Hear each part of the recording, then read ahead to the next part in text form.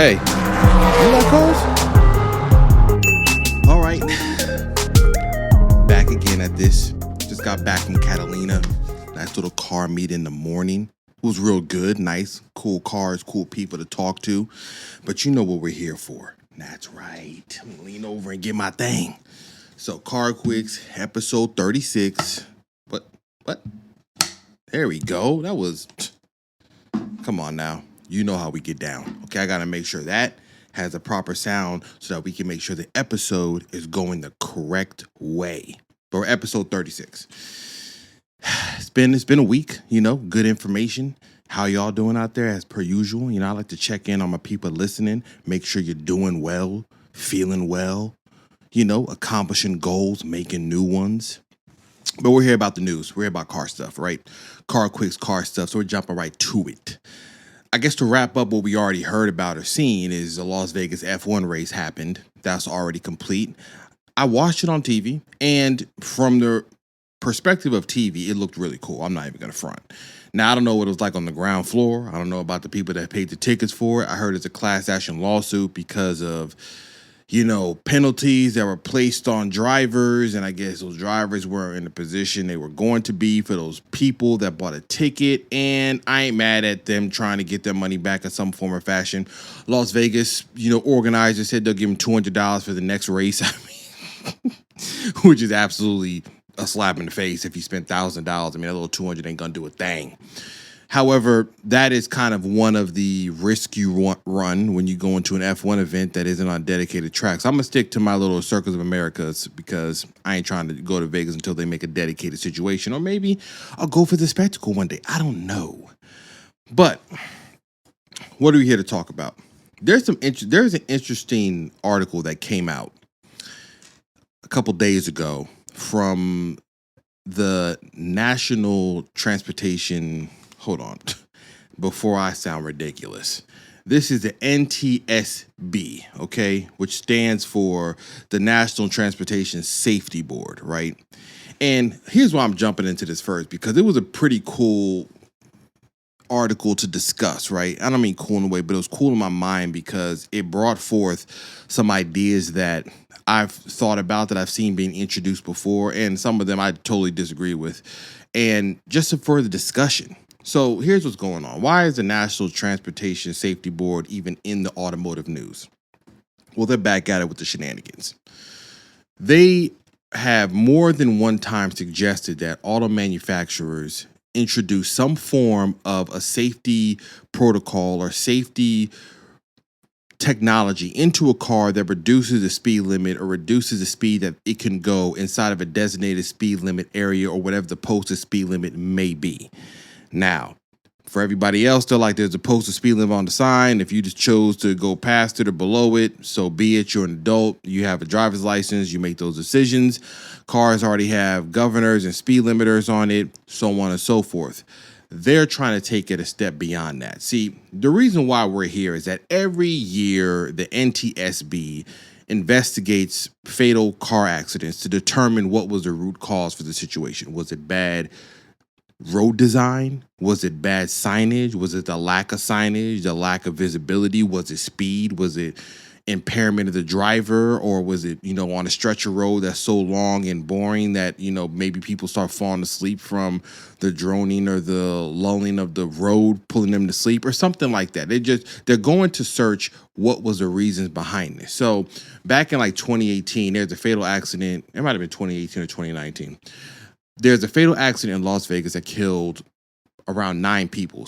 A person in a Charger ran a red light, hit a minivan, killing all 7 people, the driver and in the Charger and their passenger. Very tragic situation, obviously. They found out that the driver was on cocaine and like PCP, right? They were just really on a whole lot of substances, if I don't say so myself, right? Like, clearly. So they ran through a red light, killed the family, killed themselves, right? So the NTSB comes in. They say, we're going to investigate what this is. And after they have done this, they have come back to the board or to the manufacturers or to the government asking them, hey, in order to combat these fatal accidents inside of these cars, we are suggesting that manufacturers introduced something called an ISA, what they call an intelligent speed assistance technology, which utilizes GPS, and it targets databases for the posted speed limit on the road, and has two versions: a passive system that would alert the driver through haptic feedback. Maybe we're vibrating the steering wheel. Maybe we have alerts on the dash or audible alerts on the sound system in the car telling them that they have exceeded the posted speed limit. There is a step further where there's an active one that would actively try to make it more difficult for you to accelerate past the posted speed limit.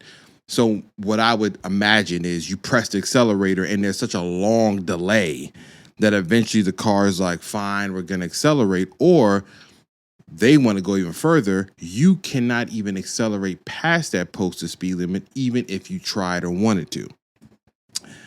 Now, of course, from a perspective of the people that lose somebody in a tragic accident, you don't want to be, ridiculous to what they feel. You don't want to be inconsiderate, no empathy for what they feel. So obviously a tragic situation, you probably do want something done. If you're in that situation, you want something done where you can rely on safety protocols in the street to get your family safely home. However, this is where that fine line comes into play, right? And my ideas, right? When I think about this, I just think about you're placing control into the hands of a body of individuals that have for the history, and we're not jumping into no political talk, but you're throwing the powers into the hands of those that have shown that they can abuse it, right?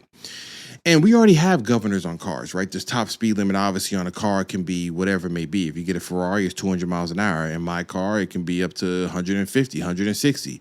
Other cars, 170, 180. So yes, cars can be fast. And if you're going 130 miles an hour, which is about the base top speed of almost every single car, and you come blowing through a red light, yes, you will kill yourself and probably others with you along the way.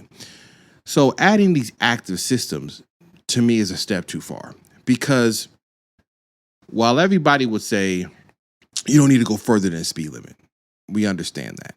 Every single person probably, except for the very few that I would argue would even be able to stand on this high horse of saying, I do not go over 60 or 65 miles per hour whenever it's posted. Most of the time, it's at the flow of traffic, because there is a safety measure of it that if you're going slower than the traffic that's flowing, you are a hazard. If I'm coming up over incline and coming down, and everybody's doing 70 miles an hour and it's posted speed limit 65, we're flowing safely with the traffic. We got the proper distance and a proper spacing between us.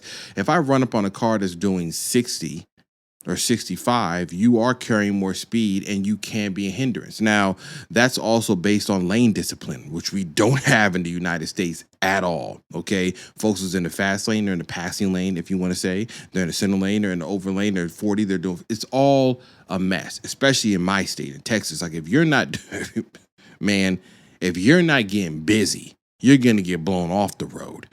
That's just how it goes down out here. But what I'm basically trying to say is there's no reason to add more to it if we're still dealing with the responsibility of an adult here. That's the nuance of this. That's kind of like the double-edged sword, or maybe I don't know. It's on one side you can say it's hypocritical because you're like, hey, you want to have safety, you don't want to have governance on it, but you want to have freedoms to it, but you guys are abusing it, so on and so forth. But to get to the main point is, I don't think this should be introduced at all, because you're pressing too far. And once you go down this road, once you open this Pandora's box, there's no coming back.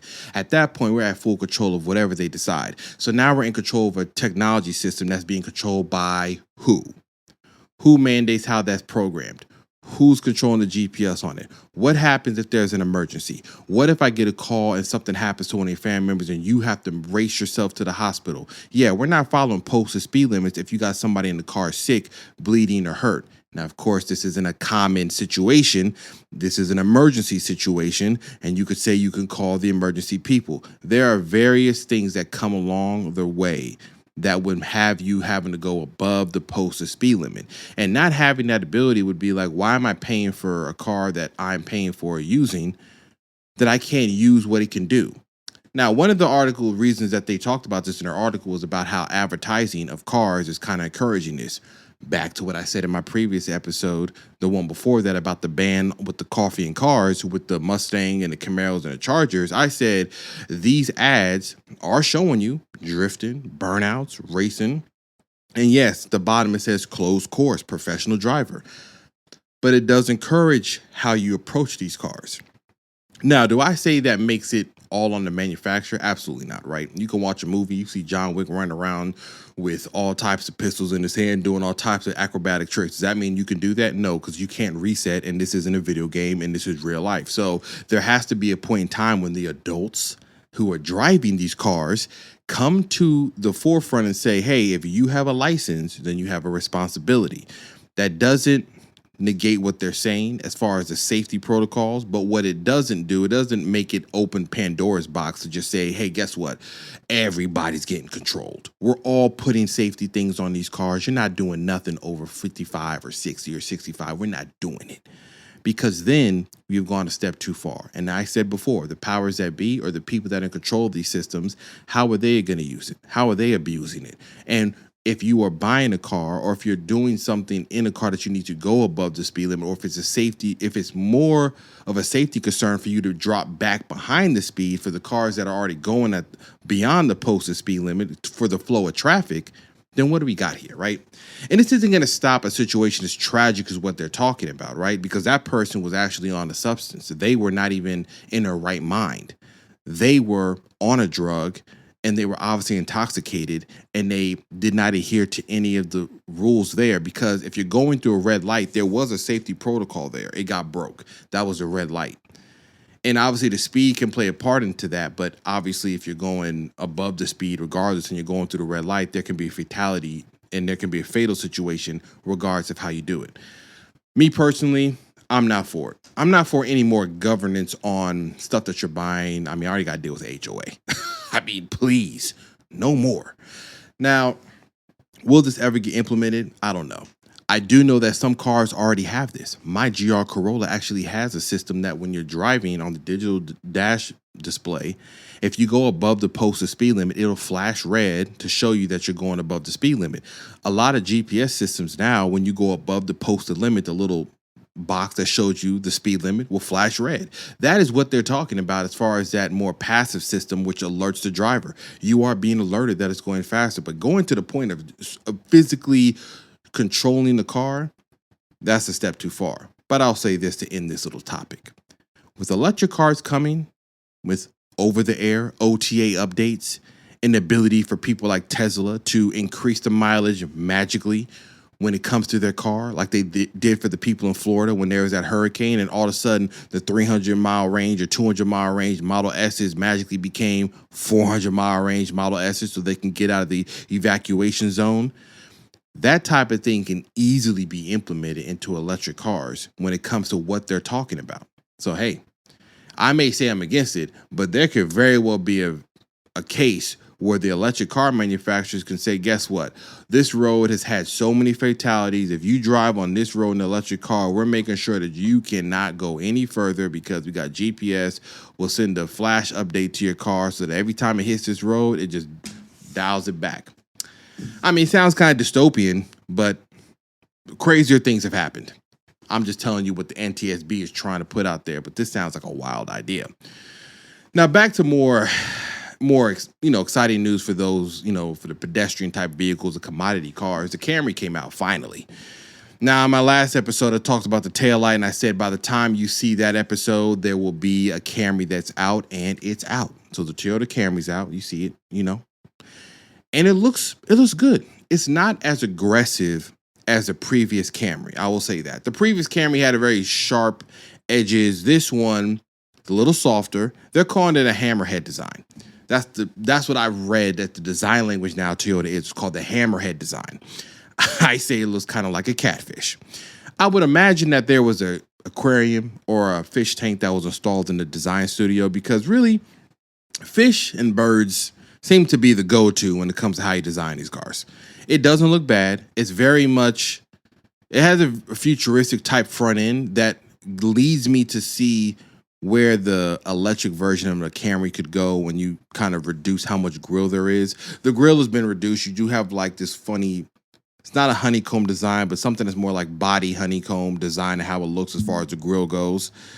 The drivetrain is a fifth generation of the hybrid drivetrain that they have. 232 horsepower in the all-wheel drive and 225 in the front-wheel drive. And for the first time, you can get all-wheel drive in any model, which is the LE, the SE, the XLE, and the XSE. That's the 4 trims of the new Camry. Range, they haven't talked about gas mileage, though I would guess that we're talking about at least 38. If I'm getting 36, 37 in Toyota Sienna, then they're getting 38, probably to 40, especially considering some of the front-wheel drive, lower trim models that have less weight and everything. So I would imagine those are getting close to 38 miles per gallon. The interior is back to this open concept that Toyota's been doing. Very broad, big 12.3-inch screen and an infotainment system. Better interior materials, as they're saying in the articles that I've read about the new Camry. So probably better soft touch materials, leather trim, and the higher ranking models. Though I do wonder if it's true leather or if it's using Toyota soft text material, which is kind of a vegan leather, as you say, or somewhere in between. Because I feel like I thought I read that somewhere that they're getting away from having real leather in either cars, but maybe for the higher trims that they will, like the the XLE or the Limited or XSE or something like that. Maybe those are the ones that are going to have the leather, trim on there. And I mean, there's nothing else really to talk about. I mean, you see what it is. It's very spacious inside.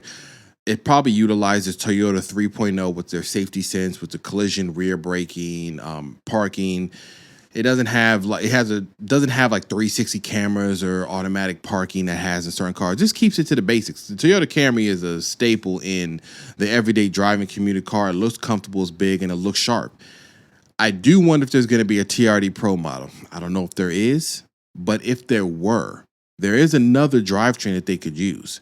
And that is the hybrid max drivetrain, which has 340 horsepower. And if they're thinking correctly, what they should do is you release this model. Later on, you bring that hybrid max option in, 340 horsepower, all-wheel drive, TRD Pro one. You got something.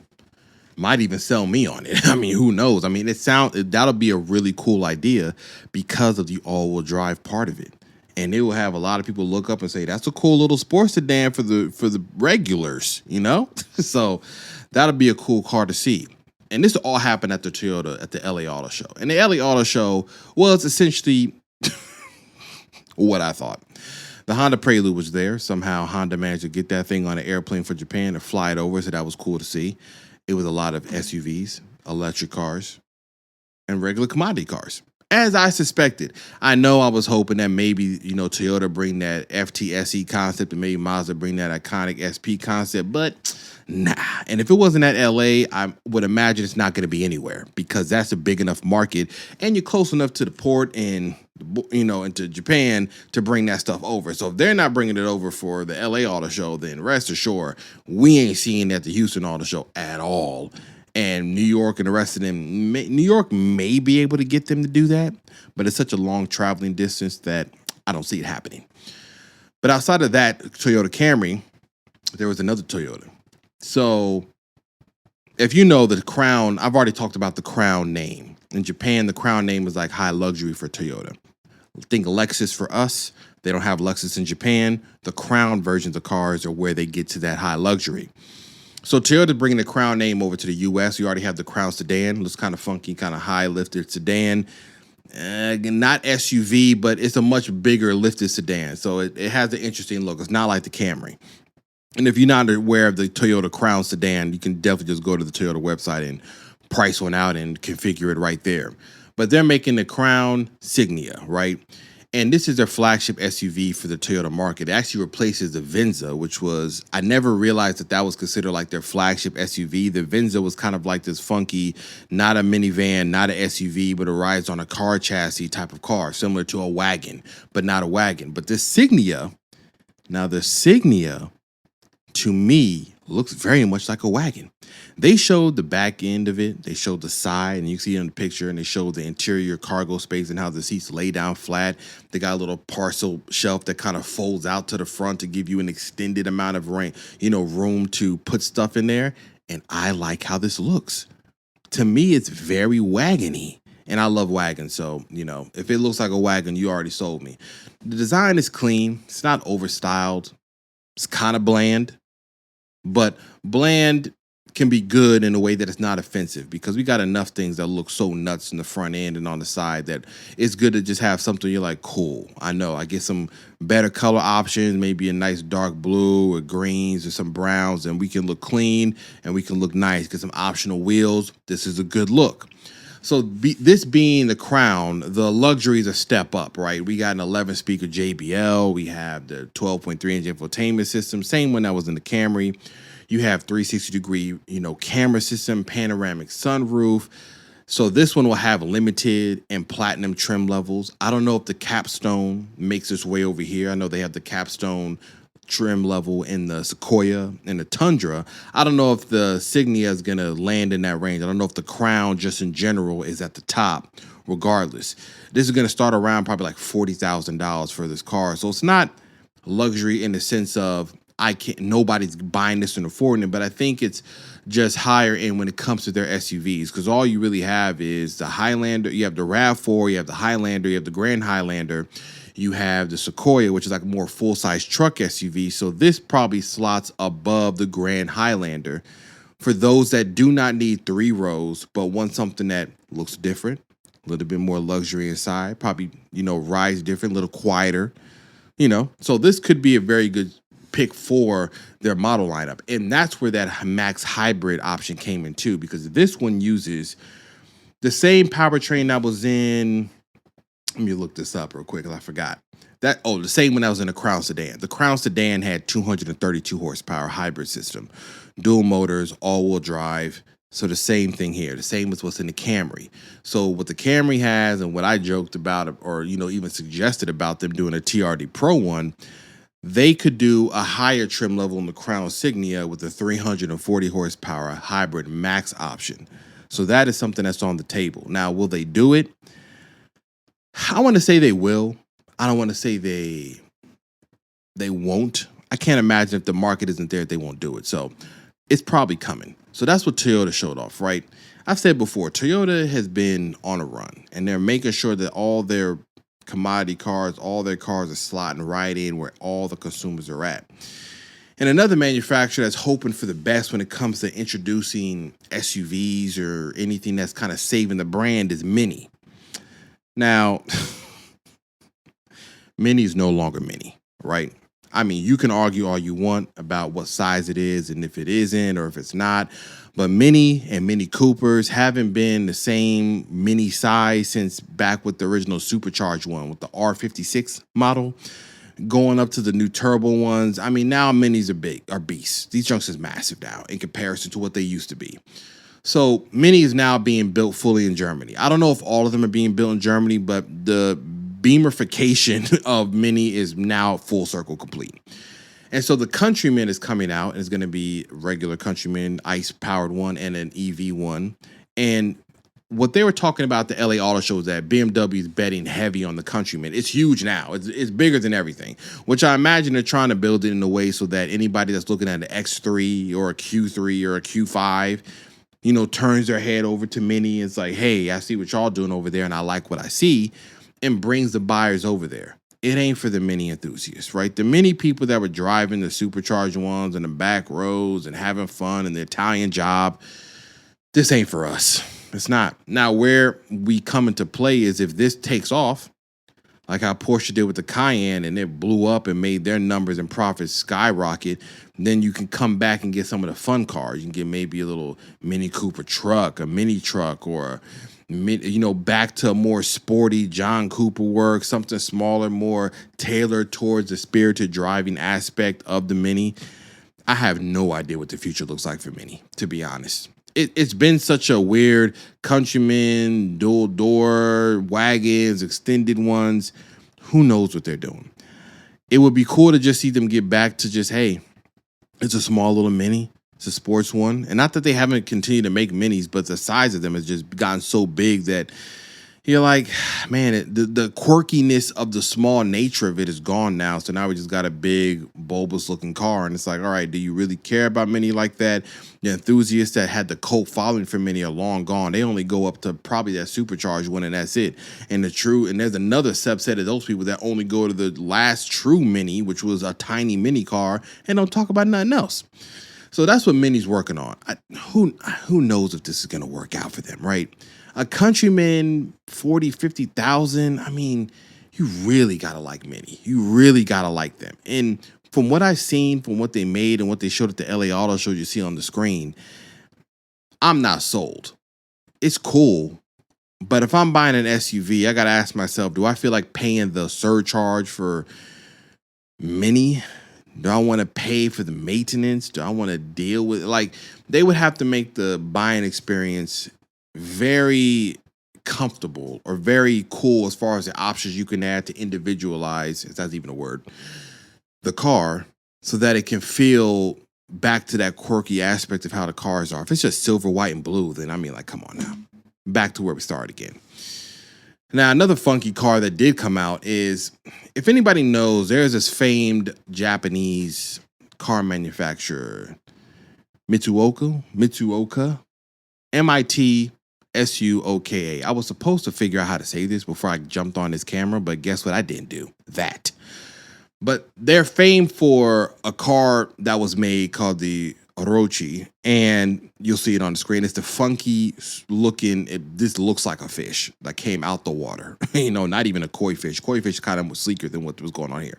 But everybody knows this car. If you've seen it, everybody's seen it before. It's known. This is what they do. They take a normal chassis vehicle and they put a different body on it. Well, they're back at it again. This time they used the 11th gen Honda Civic. Now, I actually kind of like how this looks. You see it. The front end is like a Challenger. They got louvers in the rear.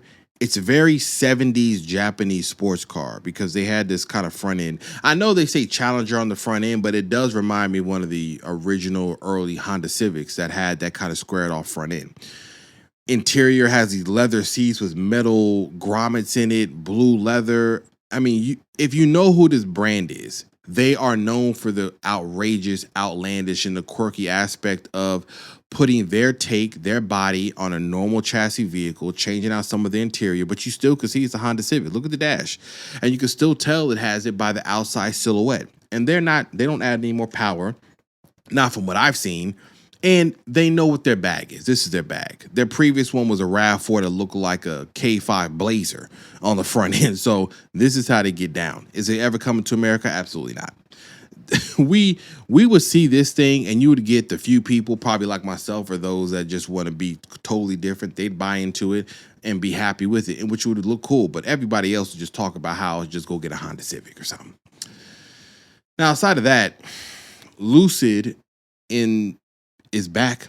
Lucid Air. They have shown, well, now it's not Air anymore. I think it's just called Lucid. But they showed off their SUV, the Gravity. And this is basically, it looks like a Lucid Air in the front, elongated body SUV. It's very simple design. It's clean, it's elegant, kind of French style on the front end, as Lucid has always been. 440-mile range, 6,000-pound towing capacity, 1,500 payload. I mean, it's a luxury SUV that starts at $80,000.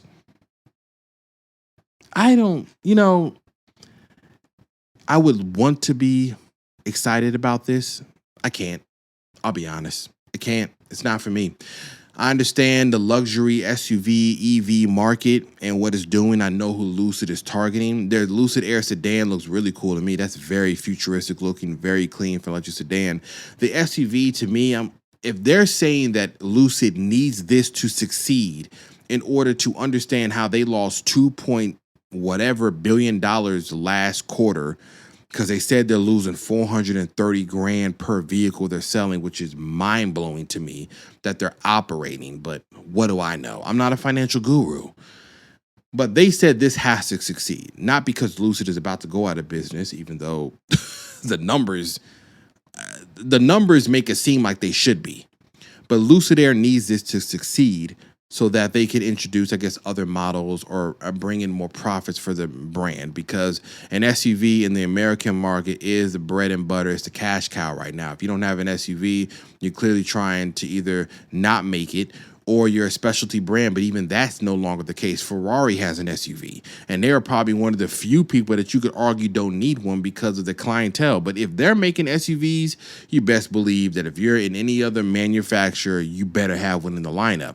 So the Gravity is here, but like I said, 80,000 is just it starts at 80,000, which means the moment you start adding any type of tax, destination, features, options, 90,000. 100,000. We're back to where we started before. The price for some of these luxury EVs is outrageous. I mean, you can get into luxury SUV at Lexus for well under 80,000. Well under 80,000. Same luxury, same with Audi, even BMW, even Mercedes. So the EV ones, this is top of the line luxury SUV. This is Range Rover. This is AMG Mercedes. This is X5Ms. This is X7s. That's the price they're at. And I guess for those people that are buying those cars, it does make sense to probably offer some luxury EV outside of the Model X, and that's who they're competing with. Or maybe even their Rivian. They have their SUV as well, which is more of a rugged outdoorsy look. This looks more like luxury every day on the road. So the Gravity is here. I don't know when it's being released and when it's coming out, but I'm sure this is kind of the slow walk to getting to those $40,000 SUVs that almost everybody will have and drive, that they probably want to get to, or Lucid wants to remain a luxury manufacturer. Now, speaking about buying cars and having them and using them and where we buy them, soon enough, we're buying cars on Amazon. Now, I don't know about all that, unless it's prime delivery, 2 days and I still can return it. But jokes aside, Hyundai is going to be the first manufacturer to put their cars to sell on Amazon.com starting in 2024. Now, it sounds like what I thought when I first heard these headlines: direct to consumer, the dream. Remove the middleman, the dealership, remove the add-ons, the dealership markups, the shenanigans. Get to buying the car straight to the consumer, but that's not the case here because the dealerships are still involved. What Hyundai is doing is curating, I guess, whatever your zip code is and how far of a distance you want to travel or go, show you the inventory for all the cars, allow you to do the pricing, the financing, the payments, and then go to the dealership to pick it up. Now, here is where that is good, right? You remove the hours wasted at a car dealership with salespeople that don't know anything more than what's on the window sticker, or being argued down or suggested on a car that you didn't come in to look at. And if you already have researched everything online, all these cars are good. It's very hard to buy a bad car right now. So if you're researching the stuff online, if you've already known what drivetrain you want, you know what options you want, sometimes it's easier, and why people love Tesla, to just buy what you want and then just have it delivered or go to the dealership, not even sign the paperwork, because if they're buying it on Amazon, I would guess that you can do a DocuSign digital signature. You can go there. They say, hey, your car's in the delivery section. Here are the keys. I'll see y'all later. Or even, hey, pick them up at the receptionist if you have any information, or if you want to discuss with the vehicle delivery specialist how everything works. You can spend an hour or two with them over here in this designated area and be on your way. The pricing is going to be the interesting part here, right? Because where do you haggle the price, or where do you negotiate? If it's all online and they say we got a Hyundai Palisades, or we have some other the Hyundai Santa Fe, if it's all sitting here and we have this price is $40,000, but we're charging $45,000, do we negotiate via chat online? Do I send a text message like, I don't like that price, send me something better? Or is because it's on Amazon.com that you just pretty much are stuck with whatever that price is, and if you want to negotiate further, I got to now go back to the dealership? And if that is the case, what is the point of all of this? We didn't accomplish anything. And the fact that it's not direct to consumer, to me, is a missed opportunity, or it just shows you how entrenched, I've talked about before, the dealerships are in the American market, and how hard it will be to get rid of that type of business model. So soon enough, you can go on Amazon.com, configure a Hyundai, and get whatever you want. And considering how good the new Hyundai is starting to look, or how futuristic or funky they look, if you don't like how they look, but just the sake of being different, like the Santa Fe, the new I think it's called the XTE, like the all-4 one, extremely boxy, very Land Rover Discovery-esque. They've been going at it, and I've talked about it at previous episodes. And the Ioniq N, the Ioniq 5N, the high sports hatchback version coming out that I really do like, even on the EV side of things, which isn't normally my bag. But considering what they said they're going to do and what they're trying to achieve with that one, I'm intrigued enough for it. So, I mean, what is that going to look like? I don't know. Honestly, I don't think any other dealership is really going to jump at that anytime soon. What Hyundai did say is that it's a partnership. So moving forward, there's going to be more integration with Alexa into their cars, and that's really not a selling point to me at all. Personally, more Alexa? I don't have Alexa in my own house. I refuse. I'm not using not that I don't order from Amazon. Okay, I know people gonna be like, yo, the tinfoil hat is secured on his head. But I don't have the Ring camera. I don't have a Ring doorbell. I don't trust those systems. Not for what I do. Not for what I want. And Alexa is not in my house. So adding Alexa to the car, and it's just like, oh man, come on. But I get it, right? It's better to use some system that is already proven than for Hyundai to try to make their own infotainment voice activated system that will fail. So it's either Apple CarPlay, Android Auto, or Alexa at this point. And Amazon is trying to get in on the automotive infotainment system. So this is how they get there. And, you know, the Cybertruck is Cybertrucking, trucking along. But there's a funny article that was talking about the bulletproof nature of the Cybertruck. And I've already spoken my piece on it because it ain't bulletproof. Okay. If you want an armored vehicle, if you're hoping that maybe you're going to do a side job doing some runs for the cartel, and you think the Cybertruck is going to be the thing that's going to keep the bullets from entering inside of your vehicle if you're caught in a shootout, I got some oceanfront property for sale in Houston. Don't play yourself, okay? It's not going down at all. And they already have an article talking about how Elon said we use like a Tommy gun clip and we shot up the car. And you saw the viral video of one Cybertruck going down the freeway with a bunch of dents and bullet holes that look like inside the door. And now articles are coming out saying it's not even the right capacity of ammunition. If you want true armored, listen, if you are out there looking at the Cybertruck as a haven to save your family from the hail of bullets, let me tell you something. I don't know what you do for a job. One. Number two, I don't know what areas you be in with your family that this becomes a necessity. But if you were in that situation where you're either working for the government in some capacity that you need an armored vehicle, guess what they're not buying? Cybertrucks. Now, they might buy a Cybertruck to send to a true armory or an armor place to have it truly pushed up to the right level. But they ain't coming off the lot like, good job, President, jump inside your Cybertruck, you're safe. Absolutely not. So that's pretty much it. You know, they did sell Lewis Hamilton's 2013 F1 car for $18.8 million. More money than I got, and I don't have a space to put an F1 car. But I do got space for the GR Corolla, and it is doing well. That's no little GR Corolla update. I'm going to do an update every episode now. That's how I'm getting down. Nothing new to say, though.